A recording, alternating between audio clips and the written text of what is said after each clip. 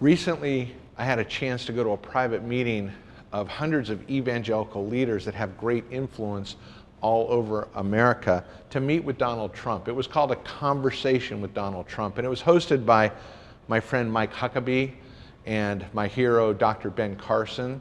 It was in New York City. We had about 3 hours with Trump in a very relaxed setting where people could ask questions. And I saw so many leaders there from the Catholic Church and evangelical, business leaders, clergy, writers, authors. I loved the presentation by my friend George Barna. Just Google George Barna and buy his books and read his research. He has his thumb on what's happening in America right now, and he's such a straight shooter and so honest in his analysis. I saw James Robison. I got a chance to sit and have lunch with James Robison. The man is a driver. He never gives up, and he loves America, and he was completely engaged in this dialogue. I got time to spend with Mike Evans. Mike had just gotten off a plane from a private meeting with the Pope at the Vatican, where Mike gave him the annual Friends of Zion Museum Award.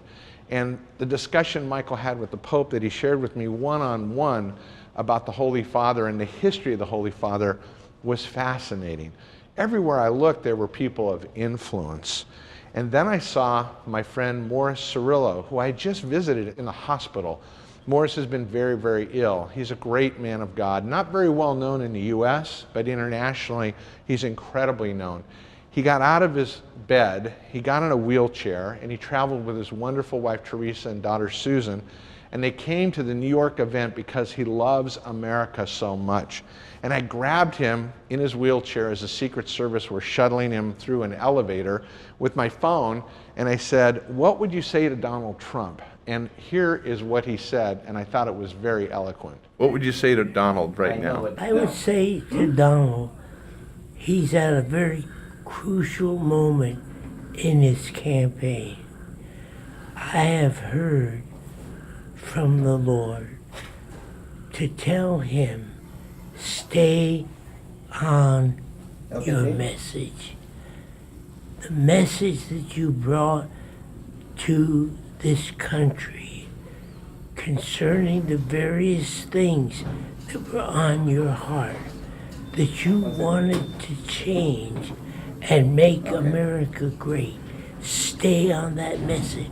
But there's a danger right now in you getting off that message because you're being twisted and turned from this direction to that direction, and as a result, you are finding yourself answering questions and getting involved in circumstances that you should not be at this particular time. Thank you, Morris, for that word. I hope somehow that word gets to Trump and his family and his campaign. We have no idea. It's so busy there.